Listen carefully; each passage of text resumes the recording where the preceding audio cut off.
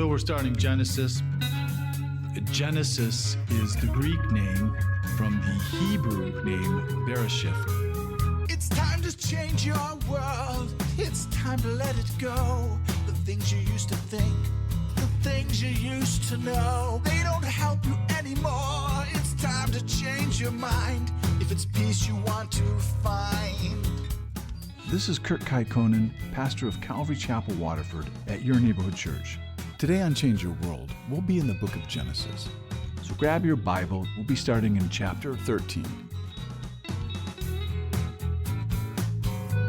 It's time to change your world. You need to let it go. Oh, oh.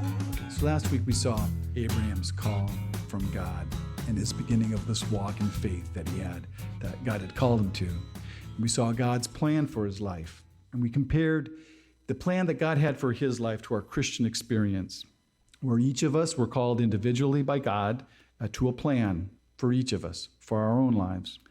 And we saw last week that Abram, that he struggled with partial obedience, not being able to hear God until he fully obeyed God.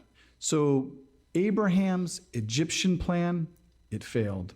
And he was chased out of Egypt. He was forced out, and he had nowhere to go. So Abraham, he returns to the place where he last heard God.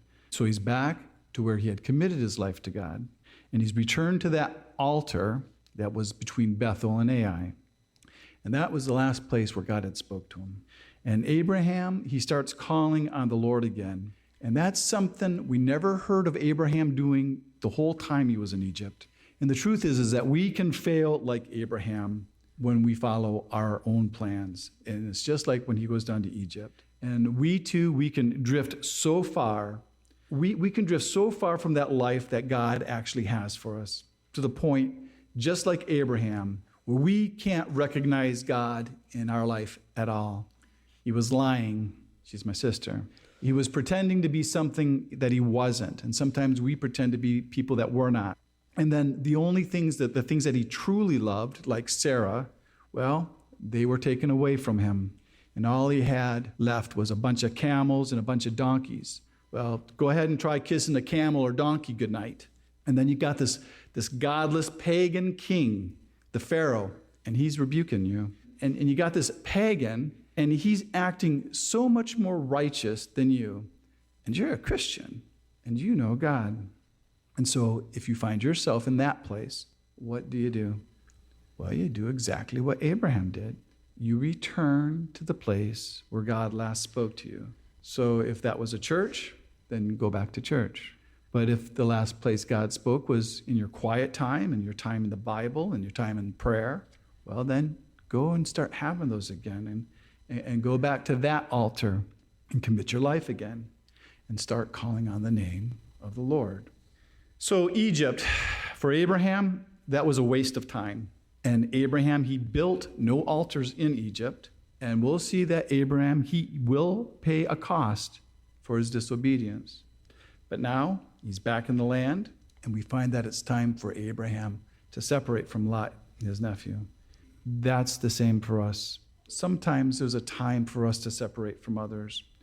It's when we can't walk with them in agreement anymore. And we're not talking about married couples. With married couples, you're stuck together, for better or for worse. That's not for married people, but with other people. But when a relationship only becomes strife and you can't walk in agreement anymore, it could be time to separate. And it's better to do it early as friends than to do it later as enemies. And this Lot, well, it's not Abraham's son, it's his nephew, and he calls him his brother. But there are times when family needs to go out from us on their own. They need to find out what God has for them, and either for good or for bad. And when we do examine Lot's life here, we will see that he not only has trouble, but he will also cause trouble. But the one thing you still always have to remember about Lot is that God calls Lot righteous. Lot is a believer. In 2 Peter 2:7, it says, and delivered righteous Lot, who was oppressed by the filthy conduct of the wicked. So Lot is a believer, but now we have Abraham, and he's going to be obedient, and he's going to separate from his family because he was told to do that a long time ago. He was told to do that way back in Ur of the Chaldeans. And so now Abraham, he approaches his nephew Lot, and he's polite, and he's very kind, and he's basically telling him that he loves him and that he couldn't bear to have any strife with him. And he says to Lot, and he says, go ahead, you pick. I know this is hard, but you pick what's best for you. You go ahead. You pick what'll bless you. Because we all know that it's not easy to break up with somebody that you love, but you also know it's never easy for the other person either. But if that's what God told you to do, well, then you have to do it. And God told Abraham to do this a long time before. Now, that other person, they might not ever understand God the way you understand God. They might not even understand why it has to happen at all. And we find sometimes it's very hard for us to obey God, mostly when you know it's going to make you a little bit lonelier. But Abraham makes this a little easier for Lot, and he gives him the choice because he wants to make it easy for Lot. And Lot, well, he sees how good that land is, and he sees how that land will help him to become richer. And he does see that he's going to get it all to himself. But Lot didn't demand it. Abraham offered it. Abraham offered Lot the choice, and Lot took it. But it's this lust of the eyes that will put Lot on this troubled path. Because here we read that this land is described as being like the Garden of Eden. And if you went to this area today, it would be the Dead Sea in Israel. But this is before it was dead. And here it's called the Salt Sea. Today it's a desert. But here it was well-watered. It was like a well-watered garden, and it was compared to the Garden of Eden, to God's garden. And if you did go there today, you would find out it's still very beautiful. And the only thing that are built there today are the most luxurious, the highest quality health resorts. And if you ever get to go to Israel, you'll probably stay in them because they take advantage of that warm Southern California climate. And it's like 68 degrees to 73 in the winter. And it's usually between 90 and 100 in the summer. And it's probably the place we would all like to be living this time of year. And the waters, they're warm and they're mineral rich. The whole sea is like having one huge mineral bath. And it's filled by the Jordan River. But it's also known to be the lowest place on the earth. It's 1,412 feet below sea level. And the truth is that Abraham the elder, he should have had the first choice. But Abraham was not looking for an earthly paradise. His mind was on heaven because heaven was going to be his home. And he was more caught up with looking toward those promises of God. And he only considered himself just to be a sojourner on this earth. After his experience in Egypt, he's not going to look out for his own best interests. He knows that he can trust God. And so he got Lot here, and now he's on his own. And the next thing we hear about him is that he's living outside of the city of Sodom. And he still has sheep, and he still has cattle, and he's not in Sodom, but he's living outside the city so that he can visit often. And right away we're told, from the very beginning, that the people of Sodom were exceedingly wicked and that they were against the Lord. So for us, this would be something like us pitching our tent, maybe and setting our life up as close as we could get to Hollywood. And we're not talking about the glamorous movie star Hollywood, but we're talking about the dirty, prostitution, drug-filled Hollywood, you know, the one that's filled with lost people, or setting our lives up to be by Las Vegas, or maybe like the San Francisco Tenderloin District.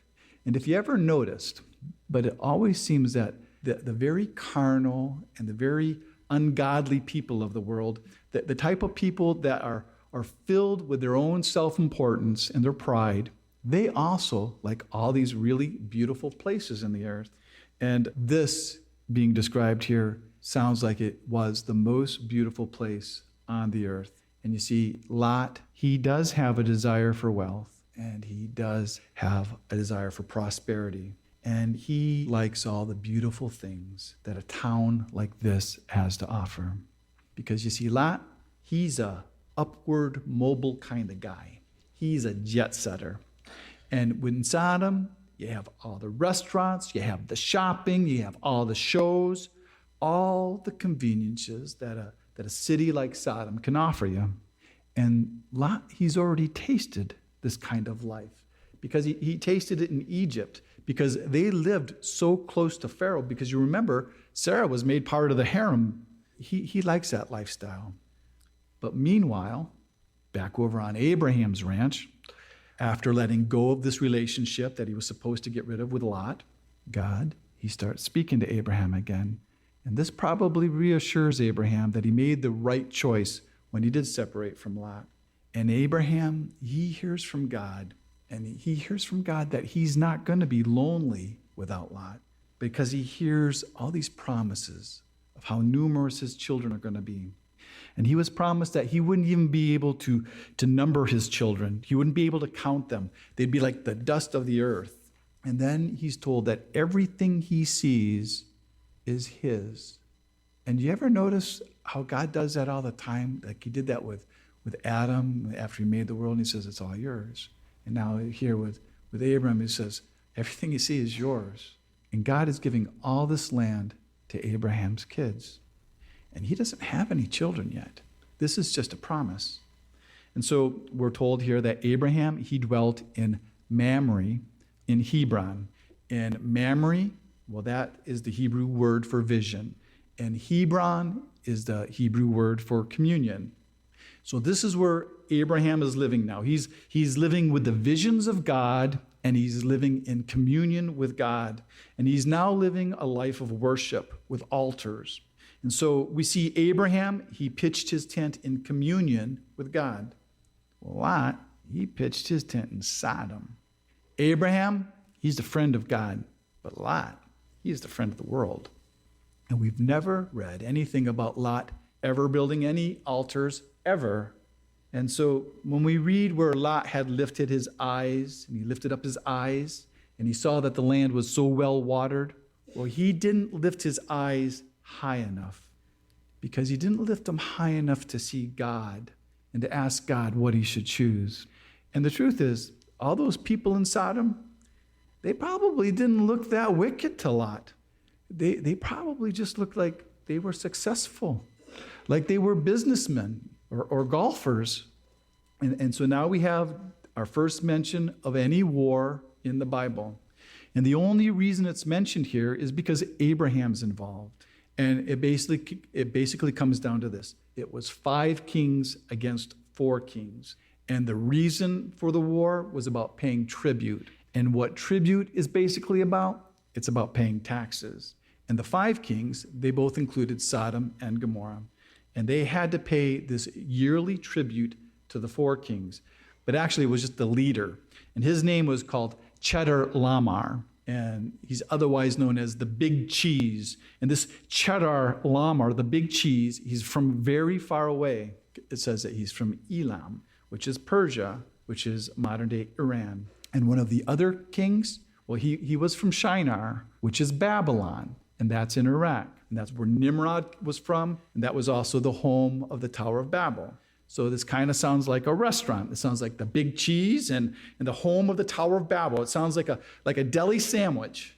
And these 4 Eastern Asian kings, well, they're traveling south from Iran and from Iraq, and they're going west because these 5 Jordanian kings, after 12 years, they stopped paying their taxes. They stopped paying tribute.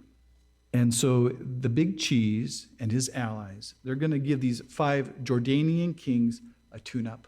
They're going to come and they're going to beat them into submission. And they beat up a whole lot of other people on the way down there. And you know what? They did.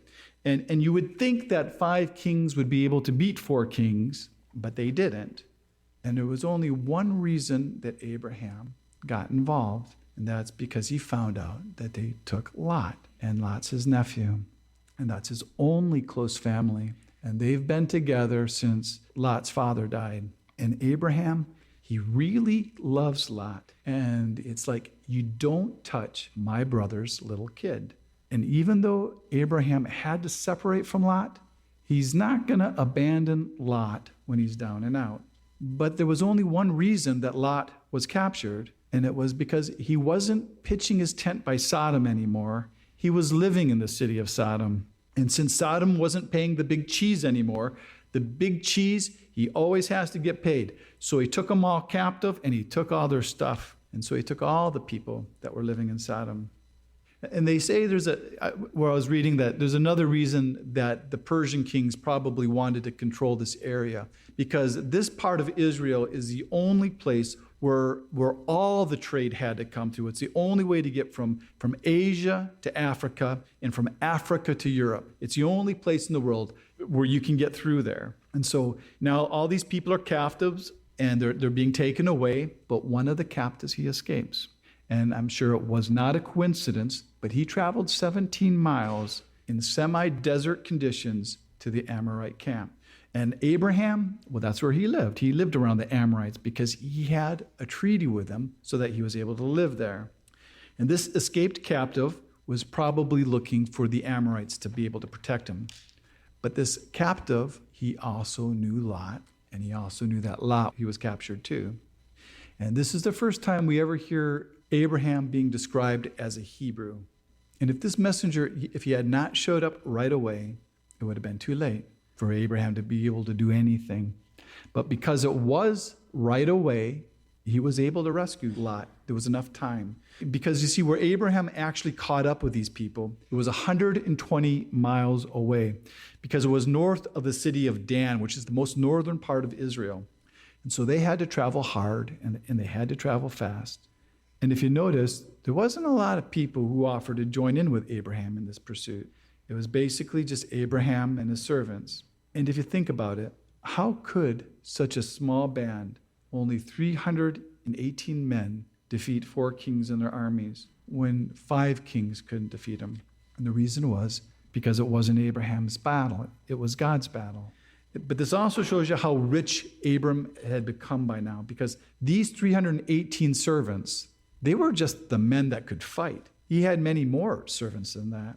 But I don't think Abraham, he was very concerned for his life, and he wasn't very concerned for his safety, because he knew that God had not fulfilled the purposes for his life yet, because God made promises to Abraham. And you know, with having such few men, that God had to have given Abraham the strategy, because Abraham was not a fool, and this was not a suicide mission. And he realizes that God has been the one who's been protecting him his whole life. But this still was a very great act of faith on Abraham's part. And Abraham, he didn't only rescue Lot and his stuff, but he rescued everybody and everybody's stuff. And so now we have Abraham, and he defeats the 4 kings. And so now we start the tale of 2 kings. And the first king that comes out to meet Abraham is somebody that we know very, very little about. And that's Melchizedek, and he's the king of Salem. And the name Melchizedek actually means king of righteousness. And he was the king of Salem, and Salem is just another name for Jerusalem. But Salem also means peace, so he's also the king of peace. And we're told that this Melchizedek is the priest, not just a priest, but that he's the priest of the God Most High. And that name is El Elyon, and that's the real God. And that's the same God that Abraham knows. But there's a couple of strange things about this meeting. Because if you look at it, and if you look at Jerusalem back then, and you look at it 400 years later than this time, the people that live in Jerusalem, they're not God-believing people. We know that when Joshua shows up and he goes into the land, when God had given them the land, Jerusalem was inhabited by the Jebusites. And these were all people that had been descended from Canaan. And they were very wicked pagan people. And they weren't conquered till 1,000 years later than this with King David. And they were very, very hard to conquer. And there's another thing about him being a king and a priest. Because in Israel, that would be impossible to be. You were either a king or you were a priest. because they came from different lines, they came from different tribes. And kind of like us, there's like this separation between the church and the state. But Melchizedek, he is the church and the state. And he's a king priest. And this Melchizedek, we never hear another thing about him. This is all we hear about him for 1,000 years. And then out of the blue, he just shows up in one of David's psalms, in Psalm 110. And that psalm is a messianic psalm, which means it's all about the prophecies of the coming Christ. And this is where David wrote in verse 4, where he says, "The Lord has sworn and will not relent that you are a priest forever according to the order of Melchizedek." And it's so oddly placed because here, 1,000 years later, David writes about it, but we don't see the fulfillment of this for another 1,000 years because this is the fulfillment of Jesus, and because he's the king priest. And it's explained to us perfectly in the letter of the Hebrews. And if you want to turn to that, it's Hebrews chapter 7. And I'll read some of that to you. Okay, Hebrews chapter 7. "For this Melchizedek, king of Salem, priest of the Most High God, who met Abraham, returning from the slaughter of the kings, and blessed him, to whom also Abraham gave a 10th part of all, first being translated King of Righteousness, and then also King of Salem, meaning King of Peace, without father, without mother, without genealogy, having neither beginning of days nor end of life, but made like the Son of God, remains a priest continually. Now consider how great this man was, to whom even the patriarch Abraham had given a 10th of the spoils. And indeed, those who are of the sons of Levi, who receive a priesthood, have a commandment to receive tithes from the people according to the law, that is, from their brethren, though they have come from the loins of Abraham. But he whose genealogy is not derived from them receives tithes from Abraham, and blessed him who had the promises." Now, we could go on and we could read that, and you should read that because that actually gives a lot more insight than what I'll even tell you about. I mean, sometimes it's better for me to just shut up and just to read the Bible to you because it explains it all really good. Some people, they believe that this meeting with Abraham and Melchizedek, that Melchizedek is actually an appearance of Jesus Christ in the Old Testament, which they would call pre-incarnate. A pre-incarnate, carnate means flesh, like carne asade, pre-incarnate, pre-flesh. And I believe that could be possible because in a week or two, we're going to be seeing God appearing in a human form to Abraham in a spot in another chapter. And the thing that Melchizedek does give Abraham, he gives him bread and wine. Well, gosh, that's communion, isn't it? Isn't that what we have for communion? But some people, they think this Melchizedek, they think he was Shem, Noah's son, because Shem, he's still alive at this time, because Shem lived till about 600 years old. But whoever Melchizedek is, he is the priest of the real God, the God Most High. And he's not only the priest of the Jews, but he's the priest of the Gentiles, because there are no Jews yet. And as we read, he's greater than that priesthood that actually comes from Abraham. And Abraham, he gave him 10% of all he has, a tithe, which actually a tithe means 10% of everything he made.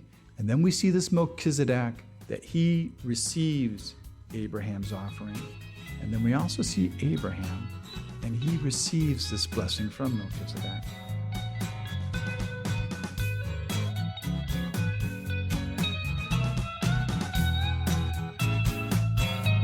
You need to change your world.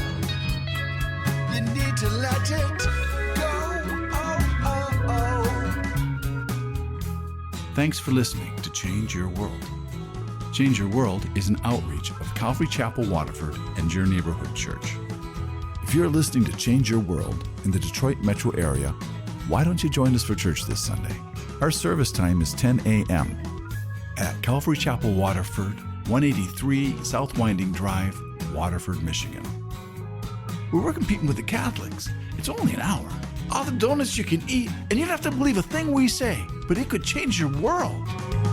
You need to change your world. The rest of today's message can be heard at yourneighborhoodchurch.org. So check us out and download the app. And until next week, remember,